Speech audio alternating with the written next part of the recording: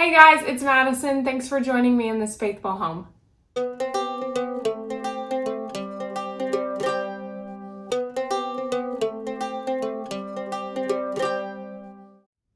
So today's video, we're back with my sewing machine? Yeah. We're back with my sewing machine, and today is actually a requested video from a couple of you guys.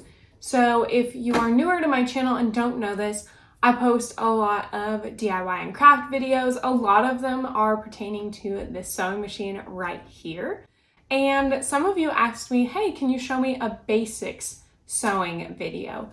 So what I'm gonna do today is I'm gonna take you through my sewing machine and a couple of the tools that I really love and think are necessary when it comes to beginning sewing, and just kind of walk you through threading the bobbin, feeding and threading the thread, the basic functions of the sewing machine, because it can look intimidating. I see that there is a lot of different things going on here.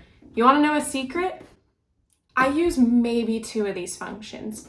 What I think is really cool is you can do a lot of awesome, intricate looking pieces with just the basics.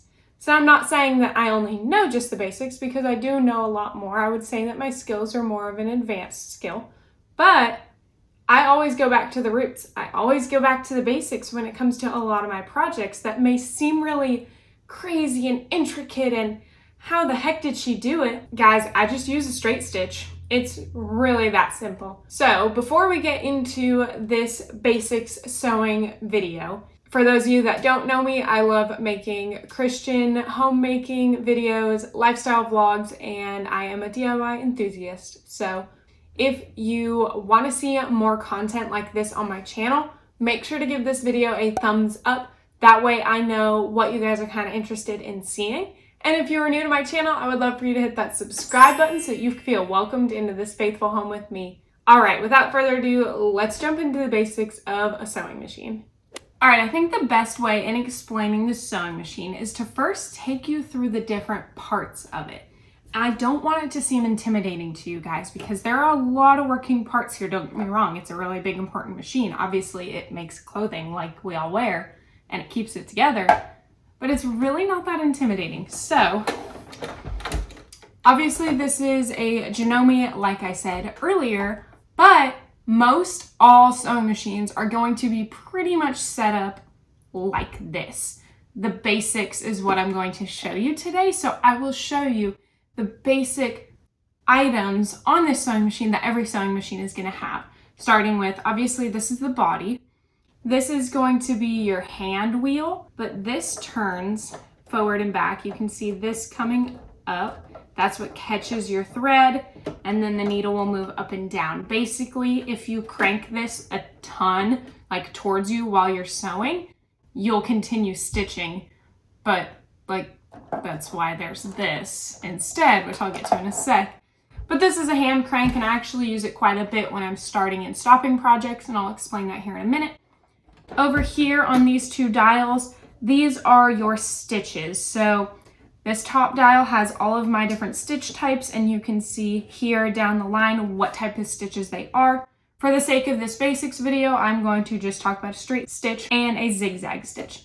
Then this lower knob, which it might be on a different spot on a different brand of machine, but this is going to be your stitch length. So that tells you how skinny or how wide your stitch is. Right here, I have, like I said, I've had this machine for ever and a day. Right here is actually where you were supposed to have like another little peg, and it's for bigger threads that don't fit right in this section, where the threads actually are supposed to go.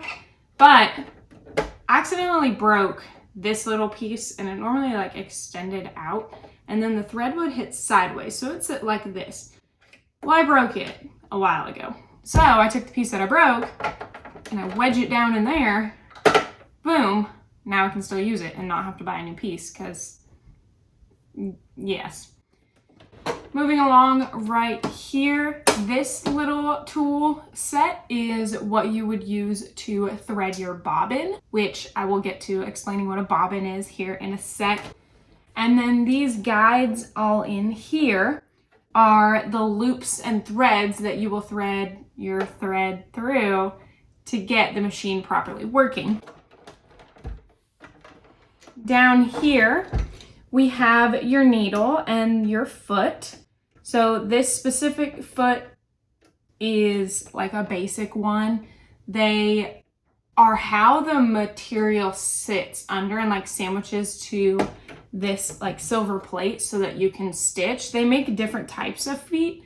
Like if you're sewing a zipper, the zipper wouldn't fit into this, but they make like a specific different shape. But that's getting into more than just the basics. So for the basics sake, that's your foot. Under here on this silver pad, there's also little jagged edges. Those are going to be your walking feet. Basically, your material is flat, sitting against your presser foot and your walking feet. And they need something to catch onto the fabric to pull it along as the thread and the stitch goes. And so there's little teeth that clamp, basically like push up into it, glide it over, and go down. And it works in like that. And basically if you keep doing that and you have something, then it, like a conveyor belt, basically. It's a conveyor belt. Here is a storage case where the bobbin goes. Like I said, this is where you thread it and then you actually set the bobbin in here to do your stitch. And then the last thing is taking off this little storage compartment. Actually, not the last thing, I have a couple more things. But now you can see I have the arm sticking out. So this is the arm of the machine and this is the body. This would be if you need to sew like a sleeve or something needs to fit around it so that you're not sewing something closed. Like if you need to hem your shirt, you would stick the whole sleeve through the arm and then you could be able to stitch without, you know, sewing one side to the other. And then the last thing that I will point out to you guys for this basics video is the pedal. So this pedal is like a car pedal. You use your foot, that's why it's called a pedal.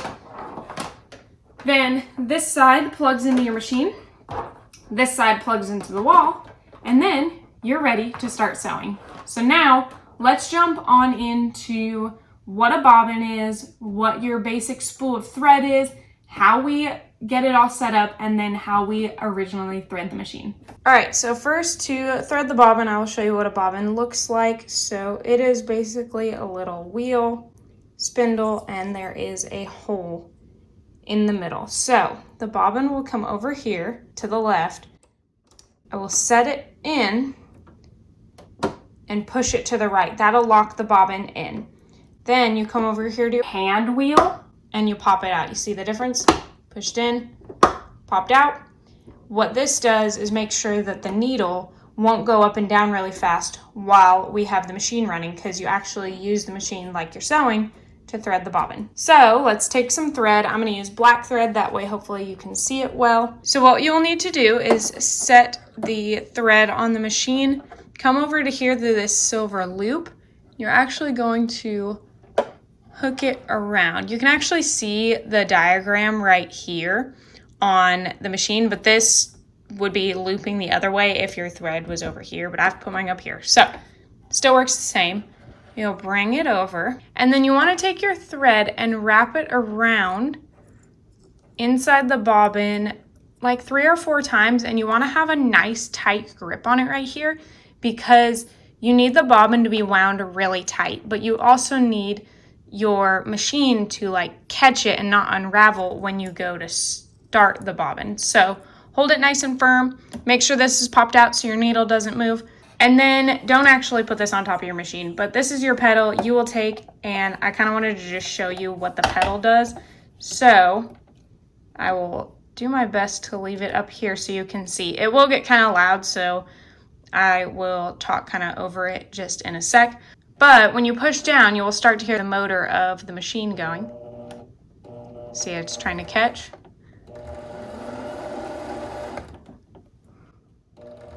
Now you can see if I do it slow, it's going to work its way up and down this bobbin, pulling from the thread, and it's going to thread it. Now I could do it really fast, but I want you guys to be able to hear me. Normally the pedal would be down on the floor, and then I would just use my foot like a normal sewing machine, but for the sake of this video, I wanted to show you guys with it up here. So you can see kind of just light pressure that I'm adding to it. It's naturally going to move the thread up and down on the bobbin, so you really don't have to worry about guiding it. And you just want to thread your bobbin till it's almost all the way full. I don't like to go all the way past full because I don't like to thread them ever at max capacity, but I will show you what that looks like in a sec.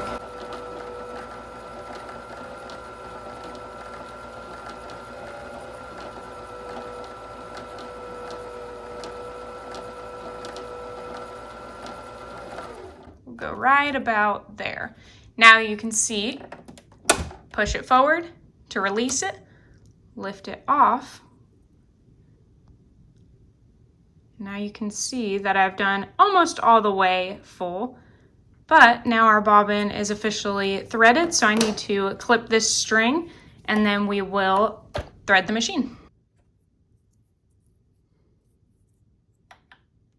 All right, next step in the process will be threading the machine. So go ahead, take your thread, set it back on the spool holder, and then most machines are probably the same, but there are numbers along here. If you can see, there is a 1, I'll show you without threading first, 2, loop around 3, come down here, and 4, and then the needle. So let's start back at the top.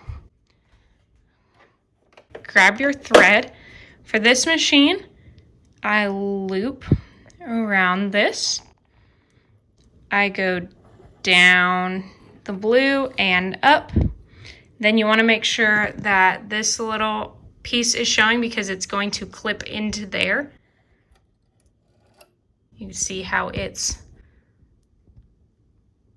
nicely clipped into there now. Come back down. And then number 4 is actually this little part right there, and that just keeps the thread out of the way. So you will loop it around there. And now you are ready to actually thread the machine. So what I like to do is take my scissors, clip it so that I have a nice edge. Sometimes I will wet the edge of it or wet it with like my tongue. Then it's all about just playing around with it. Obviously, I've done this so many times that like I can do it pretty easily, but let me try to zoom in there for you so you can see where it's threaded through. Then we'll push that off to the side. Grab our bobbin that we just threaded a little bit ago, and we are going to place it in this tray. Now, normally the sewing machines that I've seen will have this little cover. And so this is the case for the sewing machine bobbin.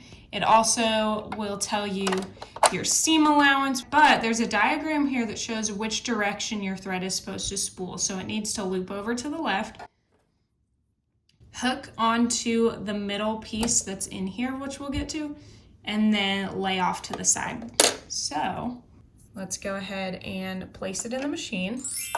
Give yourself a good amount of slack. Drop it on in there. You can see there's a little metal piece. Catch it under. There's actually an arrow to show you as well. And just set it off to the side. Now there's still one more step to getting this thread from the bobbin up and through this loop, and it is super easy. Come back over to your hand wheel. Make sure that you push it back in so that way the needle can move. What you are going to do is slowly turn this towards you. And when you turn it towards you, you can see that the thread is going to go up and down. Well, when it does that, eventually, you may have to hold onto it just a little bit, give it some little bit of pressure. When you do that towards yourself, it will hook the bobbin. So now the bobbin is encased, and we have our thread coming out the bottom, and then our top thread coming out the top.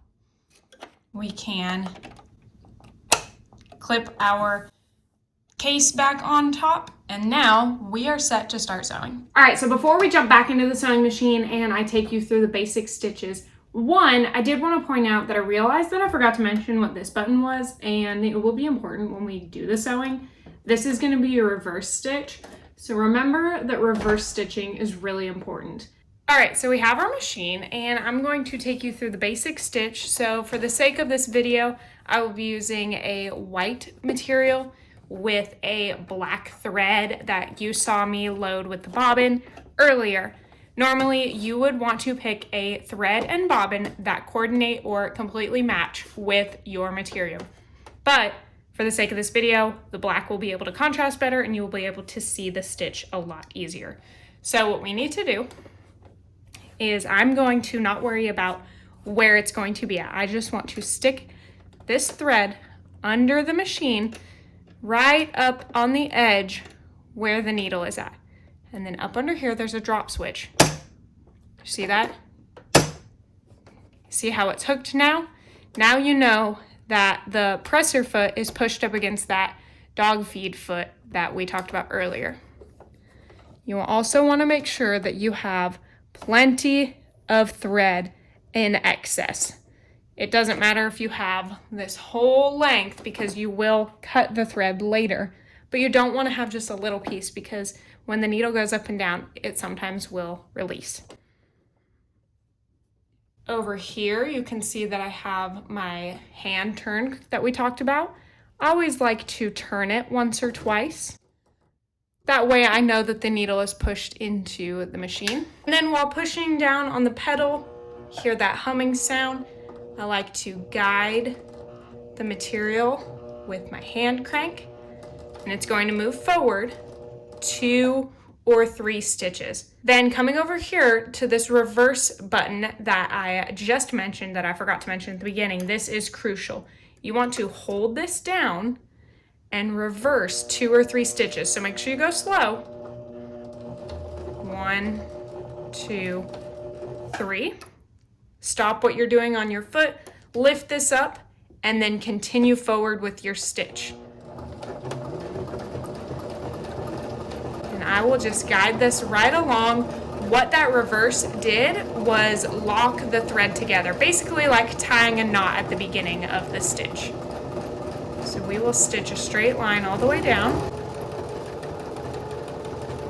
And then when we get to the end where we want to stop, before we go all the way off of the thread, or off of the fabric, hold down the reverse, 1 or 2 more stitches, bring it forward, and then let it go all the way off. And it's okay if it continues to go once the fabric's not there anymore. It'll just keep twining the thread. Once you're done, come under here to the lift it up, pull it out as far as you can. Some of them have a little blade here on the side that you can use to cut the thread. If not, grab your pair of scissors and you can use that too. Then we will come and look at what we did. So let's cut the thread.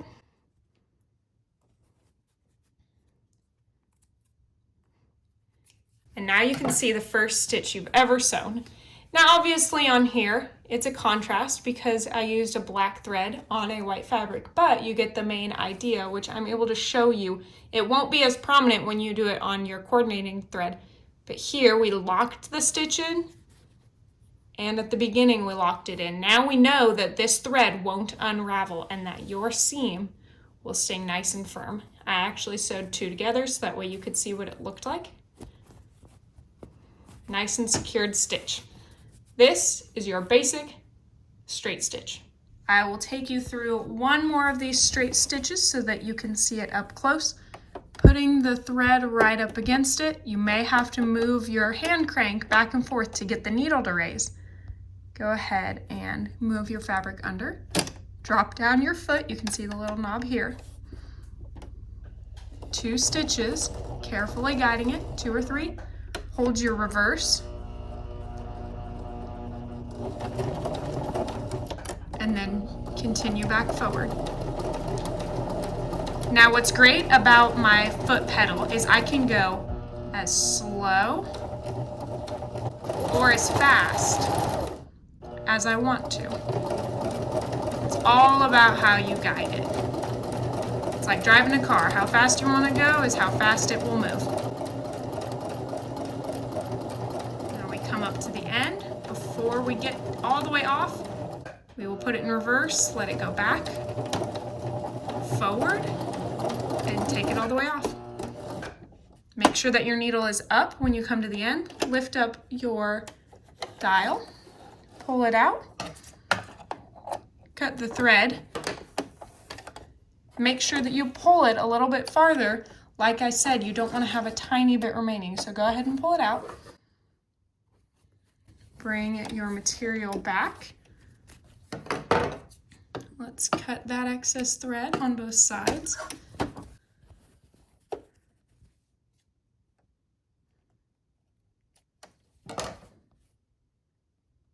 And there you have it, another straight stitch.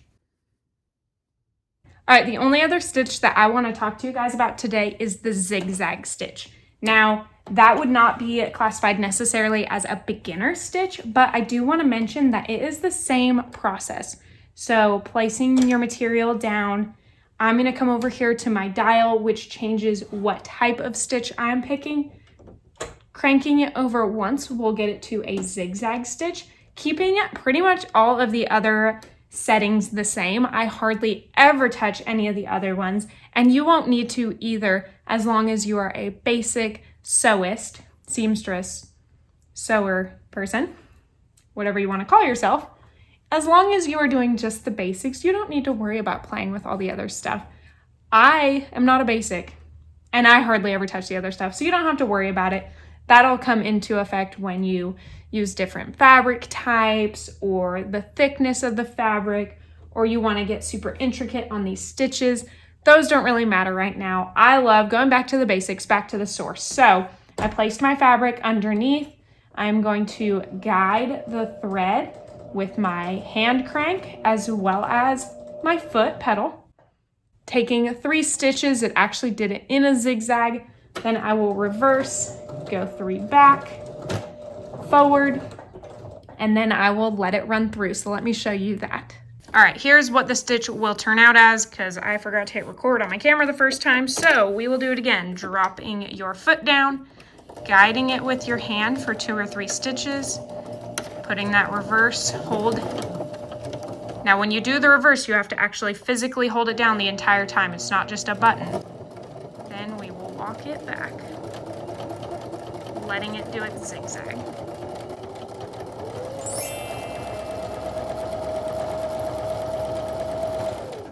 Then when we get to the end, going slow before we fall off of the fabric, putting it in reverse, holding down the button again, doing that final stitch to lock in the thread.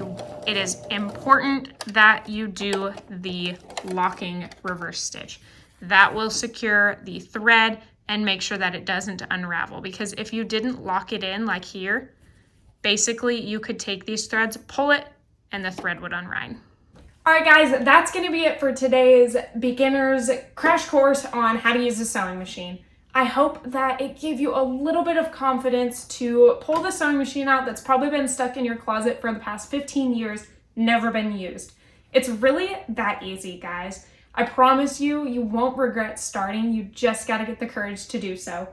Like I have been telling you all this time in the video, a straight stitch and a zigzag stitch are pretty much the only 2 that I use in any project that I do, and those are the basics, guys. As long as you can get this fundamental basic down of how to use a sewing machine, it is amazing what you can do with this machine. If you guys are interested in more videos like this one you see here and you want me to go more in depth in certain areas, make sure to hit that thumbs up button and comment down below different video ideas that you would like to see here on this channel. If you are new to my channel, I would love for you to hit that subscribe button so that you can feel welcomed into this faithful home with me. As well as making crafting videos and DIY projects, I post lifestyle vlogs as well as Christian homemaking videos. So if you're interested in any of that, make sure to check back every Wednesday and Saturday at 3 p.m. Eastern for another video. I will leave a link down below to my playlist for the craft project so that you can see all the other things that I have done with the sewing machine. And I will see you guys in another video really soon. Bye!